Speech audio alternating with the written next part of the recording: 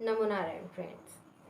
पिछले कुछ वीडियो में हमने जाना कि आध्यात्मिकता क्या होती है, आध्यात्मिक व्यक्ति कौन होते हैं और आध्यात्म कब प्राप्त होता है। देखिए, आध्यात्मिकता को प्राप्त करने के लिए कोई समय नहीं होता है। इसके लिए तो लोग अपने जो बाल्यकाल होता है यानी बचपन होता है तब से ही आध्यात्म को शुरू कर देते हैं। जब आपकी परवरिश बचपन से ही अच्छी विचारों के साथ होना शुरू हो जाती है तो आप में आध्यात्म जागृत हो जाता है। जब भी आप आध्यात्म को महसूस करते हैं, अब जैसे बचपन से लेके जवानी से लेके वृद्धावस्था तक, इन सारी वो अवस्थाओं में जब भी हम आध्यात्म को जानेंगे, बाल्यावस्था में जो हमारा आध्यात्म जागृत होगा वो उस अवस्था के हिसाब से होगा। वयस्क होने पर जो हमारा आध्यात्म जागृत होता है वो उस अवस्था के हिसाब से होता है।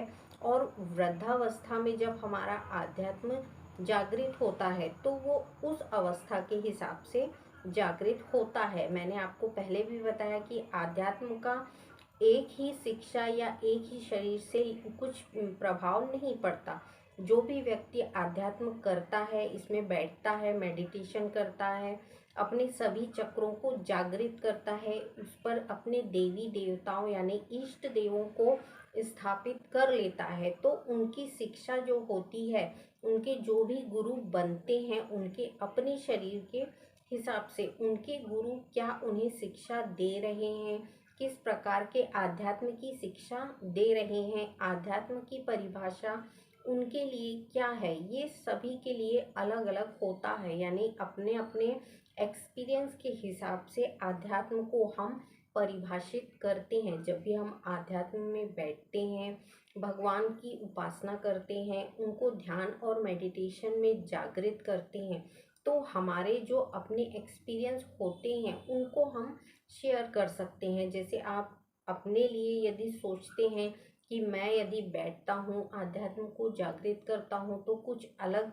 से कुछ इफेक्ट होगा, ऐसा कुछ नहीं होता है। जब आपका शरीर के सातों चक्र एक सीध में आ जाते हैं यानी सतों गुण में स्थापित हो जाते हैं, तब आपका जो सहस्त्रार होता है, इससे ये जाके शक्ति पावर टच होती है। और ये शक्तियाँ कहाँ होती हैं, ये हमारे सहस्त्रार में आकर एकत्रित हो जाती हैं।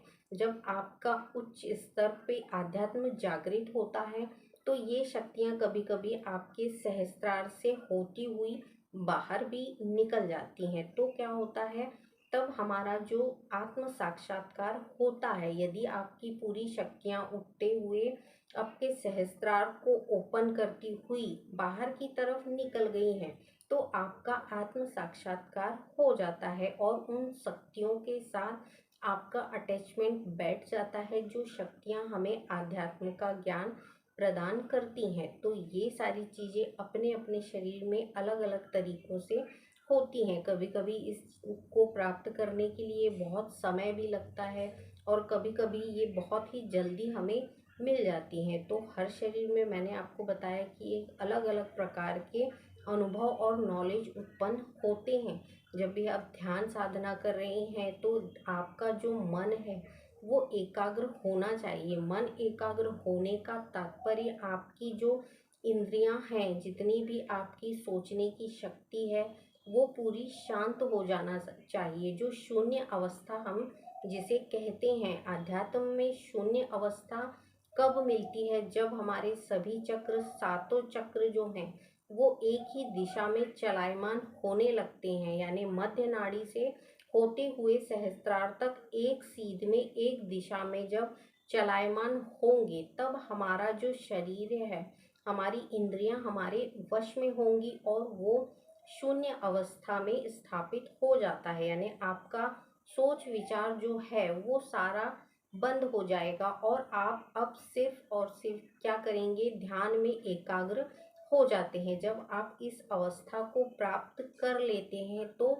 इस अवस्था को शून्य अवस्था का नाम दिया गया है। यानी मनुष्य का शून्य हो जाना, यानी अपने ध्यान में इतना लीन हो जाना कि अपने शरीर का भी उसे ध्यान नहीं होता। यानी हम जब ध्यान और मेडिटेशन में इतना ज़्यादा एकाग्र हो जाते हैं कि हमें खुद के शरीर का ध्यान नहीं रहता, फिर हम सिर्फ अपने ध्यान और मेडिटेशन की तरफ ही एकाग्र रहते हैं और उन शिक्षाओं को, उन जागृतियों को ध्यान में रखते हैं जो हमें आध्यात्म के द्वारा प्राप्त होती हैं। यानी आध्यात्म जो हमें सिखाता है वही हम सीखते जाते हैं। इसमें होगा क्या, आपका जितना भी शरीर का जो कंसंट्रेशन पावर है वो बढ़ने लगता है, आपकी दिमागी शक्तियाँ जो हैं वो तीव्र होने लगती हैं, आपका जो पास्ट का जितना भी है, आपका बीता हुआ कल यानी जो बीत चुका है वो आपको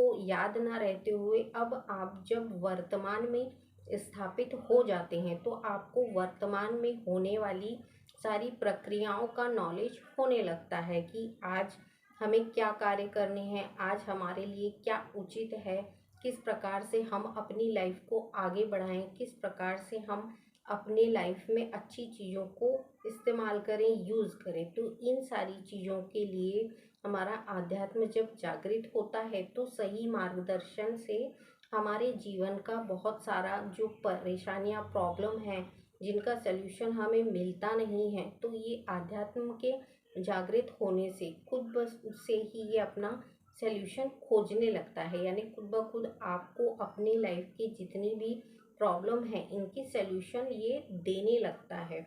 तो आध्यात्म जागृत होने से होता क्या है, हमारा शरीर जो है वो स्वस्थ होने लगता है, हमारी सोच जो है, हमारे विचार जो हैं अब ये चलना बंद हो जाते हैं। यानी अब हम ज़रूरत से ज़्यादा सोचते नहीं, जितना भी हम फालतू के विचारों को सोचते थे पहले या अपने दिमागी टेंशन को लिए घूमते थे, ये क्या होते हैं, ये बंद होने लगते हैं और आप एक ऐसी दशा में या ऐसी स्थिति में आ जाते हैं कि मन शांत रहेगा। आपका आध्यात्म जागृत होने पर सबसे पहली चीज जो है वो हमें मिलती है मन की शांति। जब हमें मन की शांति मिलने लगती है तो हमारी लाइफ की जितनी भी समस्याएं हैं उनके समाधान हम बहुत इजीली तरीके से कर लेते हैं। तो आध्यात्म बहुत ही ऐसी वस्तु है जिसको मिलने के बाद हमारे शरीर के अलावा हमारी बुद्धि का विकास होना या हमारे जीवन को किस तरीके से जीना चाहिए इसका मार्गदर्शन मिलने लगना,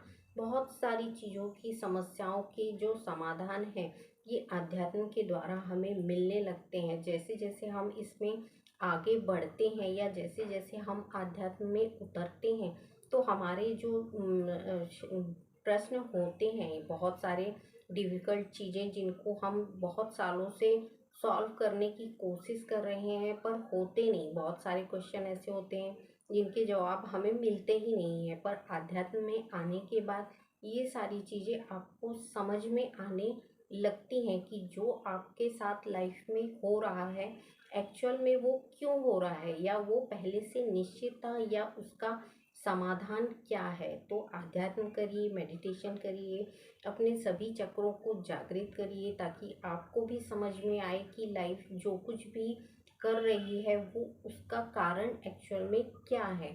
तो आगे की वीडियो में मैं आपको बहुत सारी ऐसी आध्यात्म से जुड़ी जानकारियाँ दूंगी जिनके द्वारा आपके जीवन में बहुत कुछ सल्यूशन मिल सकते हैं। तो देखते रहिए, लाइक कीजिए, सब्सक्राइब कीजिए। तब तक के लिए नमो नमः।